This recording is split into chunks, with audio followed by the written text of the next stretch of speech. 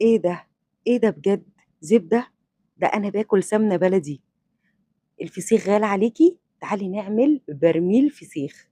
لو انتي شايفة كيلو الفسيخ وصل ل 400 و250 اقل نوع سمكة في الفسيخ، تعالي اقولك ازاي تعملي الفسيخ السايح النايح اللي فعلا تاكليه كده وانتي واقفة. انا اكلت فسيخة كاملة وانا واقفة معاكم. بصوا، شايفين زبدة؟ لحم وردي، اللهم بارك. شايفين البرميل؟ لا لا، ده برميل فسيخ بقى عالمي. مفيش ريحة عشان معمول بحب ونظافة. تعالى أقولك على الفسيخ السايح النايح. هتروحي لأي حد بيبيع سمك، هتروحي تقولي له عايزة سمك بوري. ولو انت ما تعرفيش السمك البوري، الراس بتاعته بتبقى مدببة وتخينة من فوق. لو لقيتيها راسه رفيعة ومسحوبة ببوس كده، اعرفي ان هو مش بوري خالص. ولازم السمك يكون طازة وفريش، ما ينفعش يبقى في الفريزر وتعمليه فسيخ، هيطلع ناشف منك. عندي معلقه كبيره من الشطه، وعندي ملح خشن رشيد. اوعي تعمليه بملح ناعم، لو عملتيه بملح ناعم هيبقى حادق. لو انت عايزه الملح مظبوط يبقى ملح خشن رشيد. هتلاقيه عند اي عطار يا اما سوبر ماركت. انا جبت السمك من عند السماك، غسلته كويس جدا، وبعد ما غسلته كويس جدا حطيته جوه مصفى، وحطيت المصفى جوه طبق، وسبته ينزل كل السوائل ويصفي ميته مطرح الغسيل. بعد اما سبته 3 4 ساعات ومغطياه، هجيبه وهجيب الملح واجيب الشطه اللي انا قلبتهم معاكم، واردم الخياشيم ملح وشطه. لازم تكبسي الخياشيم ملح وشطه، وهتجيبي الجردل كده، انا ما حطيتش في اكياس خالص، وترشي فيه ملح وشطه من تحت، وبعد كده ترصي السمك حوالين نفسه زي الدايره كده، وتحطي فوق بعضه. انا عامله الكميه دي لاصحابي، انا اصحابي بيعشقوا الفسيخ اللي انا بعمله، فهم اللي طالبينه. فانا هاخد كام سمكه. شايفين الميه اللي نزلت من السمك بعد 3 ساعات؟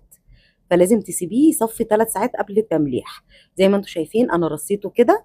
باقي الملح والشطه هحطه كده فوق الوش في البرطمان، واغطي البرطمان كويس، واسيبه لمده اسبوع. الحر اسبوع. طيب لو الجو ساقعه هتسيبيه 12 يوم، لكن في الصيف هتسيبيه اسبوع هيطلع معاكي زبده. لو الجو ساقعه هتسيبيه 12 يوم.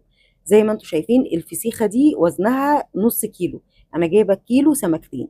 فلو انت هتجيبيه اصغر من كده مش هيبقى فيه لحم. خلاص كده عدى 7 ايام، هفتح على الفسيخ. عايزه اقول لكم البتاع ترس. الجردل ترس ومش عارفه ماله. ده كده بعد 7 ايام. بصوا انا بفتحه بقى، اللي هو ايه، اوعى بقى في ايه. بصوا الرياكشن بتاعي في ايه، الفسيخ اتعمل ولا لا. لقيته بقى عمل. بصوا كده حاجه كده زبده وملبن. هنفضيه. ما شاء الله السمنه بتاعت الفسيخ نزلت. طلعي بقى الفسيخ السايح النايح بتاعك. فرشت بقى المشمع كده على المطبخ، واطلع الفسيخ. طبعا انا هلفه لهم في ورق واكياس عشان ياخدوه، هما بيحبوا يفتحوا الفسيخه بنفسهم وياكلوه. وانا هاخد الكام فسيخه بتاعتي اللي هيطلعوا لي، اخليهم معاكم واوريكم الحبه اللي انا خدتهم من الجردل ده. شايفين انا بوريكم هنا الميه كلها سمنه ازاي؟ بصوا اللون الاحمر ده مطرح الشطه. شايفين؟ زي ما انتم شايفين هبتدي اوزع بقى التركه، واحط فسيخهم في اكياس وورق زي ما قلت لكم ويروح لهم. بس طبعا قبل ما اوزع التركه دي انا لازم افتح واحده كده وادلع نفسي. انا لازم ادلع نفسي. الفسيخ ريحته مش قادره. انا اكتر حاجه ما اقدرش اقاومها الفسيخ يا بنات. انا عندي الرنجة عادي ممكن اقاومها، لكن الفسيخ لا، وبالذات لما كنا انا عاملاه وغسلاه ومنضفاه. خلاص انا وزعت التركه وبقى كام فسيخه. شايفين الفسيخه؟ بصوا بصوا. فتحتها كده من الظهر، وطبعا الياع اللي في بطنها ده هنشيله كده بمنديل. زي ما انتم شايفين السلسله هنشيلها بكل سهوله كده. وهوريكم الخلي. بصوا الفسيخ لما يبقى مستوي كويس وزبده بيطلع معاكي بكل سهوله كده. بصوا شايفين لونه؟ اللون الوردي الجميل، حاجه كده اللهم بارك، تحفه. اعمليه في البيت بالطريقه دي وادعي لي احلى فسيخ هتاكليه. هوريكم طبق فسيخ دلوقتي لو دخل على اي حد يعني ممكن يرقص ويغني من الفرحه.